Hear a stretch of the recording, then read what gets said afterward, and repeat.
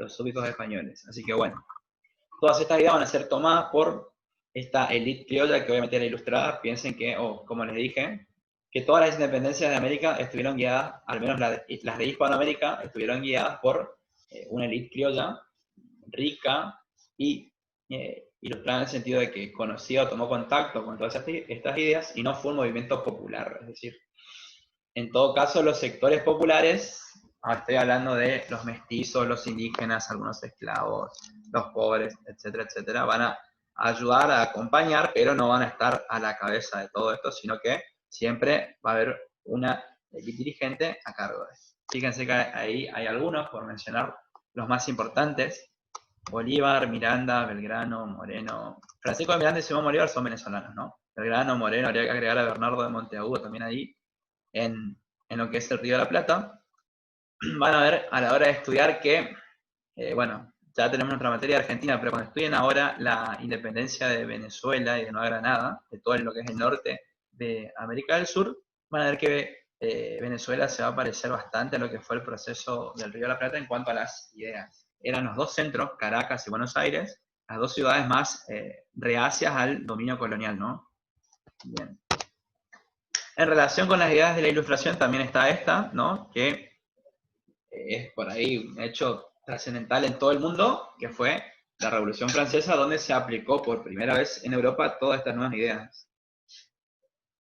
De la Ilustración, del liberalismo, el acabar con el antiguo régimen, con la monarquía absoluta, con los privilegios de la nobleza, es decir, con tumbar, por así decirlo, entre comillas, todo lo que fue, o todo lo que significaba el antiguo régimen. Obviamente que esto también va a tener su correlato en América y va a ser tomado por los patriotas de diferentes partes. Así que fíjense cómo todo esto que fue sucediendo de manera más o menos simultánea fue cada vez más, fue haciéndose como una bola, ¿no? Que se iba agrandando a medida que iba avanzando, que se iban dando los años y iban ocurriendo diferentes sucesos, y que bueno, ya como vimos, va a estallar con las guerras napoleónicas.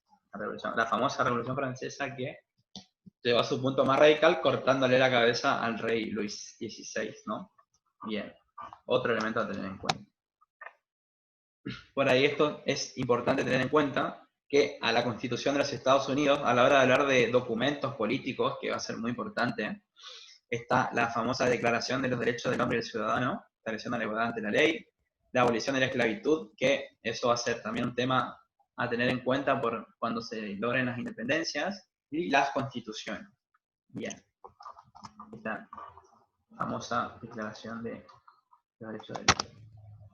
Esto también ya lo vimos en Argentina, no quiero volver a mencionarlo, pero es imposible explicar las revoluciones americanas sin tener en cuenta la ayuda, por así decirlo, entre comillas, o la importancia de la injerencia de Napoleón, quien asumió el gobierno de Francia en 1799, ya para 1802 se va a declarar como emperador y va a empezar a lanzarse a conquistar toda Europa, y vamos a ver después cómo cuando posa sus ojos sobre Portugal y después sobre España, va a ser muy importante para todo el movimiento revolucionario en América, ¿no?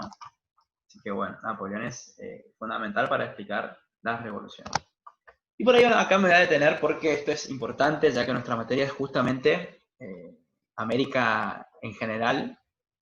La primera independencia que se va a dar en América Latina, sacando a los Estados Unidos, fue la independencia de Haití, que hoy en día es un país que, ustedes dirán, tiene muchísimos problemas económicos, probablemente sea la nación más pobre de América Latina o por ahí, pero que va a ser la primera en haber alcanzado su independencia de la colonia francesa, incluso de vencer al ejército de Napoleón, no a la Francia de Napoleón.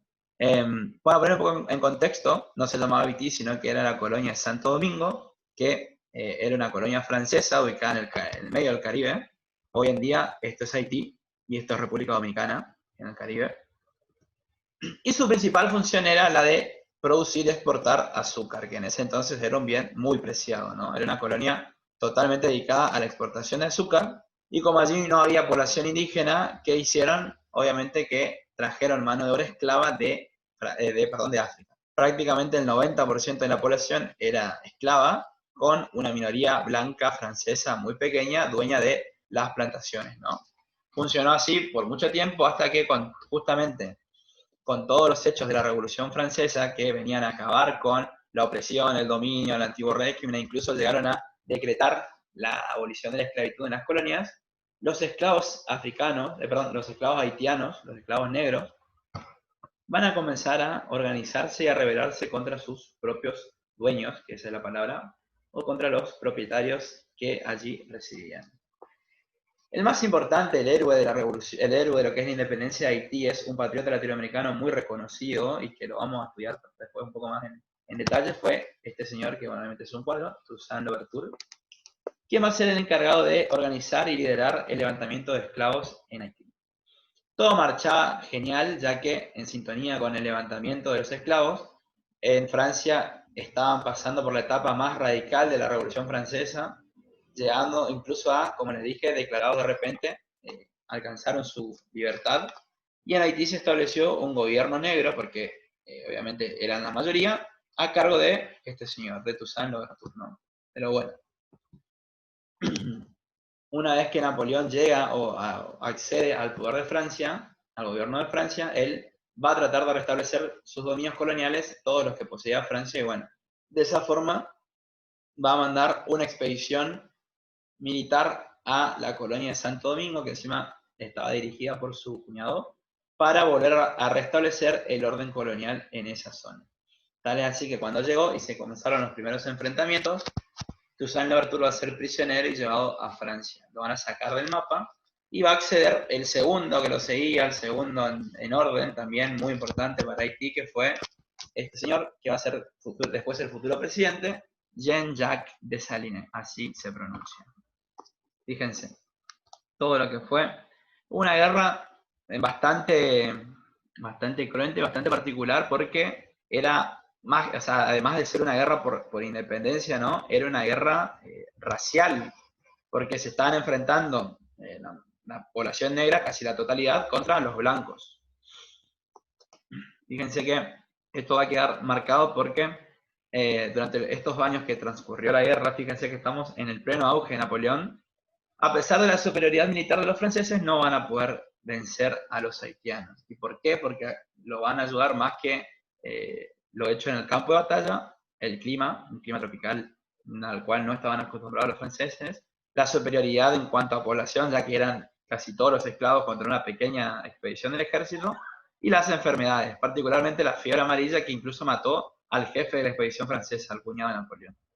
Por lo cual, el ejército francés directamente va a rendirse, Napoleón va a olvidarse de esta zona, y Haití va a llegar, o la colonia de Santo Domingo va a lograr su independencia. Independencia consagrada en 1804, siendo la primera colonia latinoamericana en lograrla, y fíjense a qué punto era una guerra racial que directamente van a prohibir que cualquier persona de color blanca, pudiera poseer una propiedad en su país. No podía haber ningún propietario que sea blanco. Todas las tierras que anteriormente pertenecieron a los blancos fueron repartidas entre la población negra, entre los antiguos esclavos, para poder trabajar la tierra y autosustentarse. Así que fíjense qué punto llegó. Y acá es interesante el caso de Haití por un motivo sustancial. ¿Cómo va a repercutir en el resto de las colonias americanas e incluso de los patriotas de las élites? Porque obviamente fue una independencia, pero no fue una independencia como la de los Estados Unidos, liderada por una élite criolla intelectual que lo único que hizo fue cambiar la autoridad política, ¿no? O lograr una autonomía política, es decir, dejar de depender de Inglaterra para comenzar a autogobernarse. Pero la sociedad no cambió, el orden social no cambió en absoluto. En cambio acá, sí, en Haití cambió el orden social en el cual de repente los esclavos pasaron a ser ciudadanos libres e incluso a gobernarse. Y eso encendió una alarma en toda América porque, bueno, quienes eran más radicales, más revolucionarios, lo vieron con buenos ojos, pero había sectores, sobre todo en México, en Perú, e incluso algunos elitistas más conservadores, algunos sectores más conservadores de la élite criolla que decían, no, o sea, lo de Haití no está bueno o no puede ser una mala influencia para nuestra tierra. ¿Por qué? Porque acá nuestra economía depende del trabajo de los esclavos y sobre todo de los indígenas. Si ellos llegan a rebelarse, ahí vamos a perder nosotros, ¿no? Entonces, esto es muy interesante de ver, ¿no? Cómo una revolución puede ser vista de dos formas. La de Haití va a servir, pero no va a ser por ahí la más aceptada. Chicos, voy a hacer esto. Voy a salir de la transmisión y vuélvanse a conectar, ¿sí? 10 minutos más por ahí para terminar de explicar los temas y con eso terminamos. Recuerden que les dije que íbamos a hacer un poquito más largas las clases. Así que, por favor, conéctense en el mismo link. En el mismo link. Salgo y se conectan.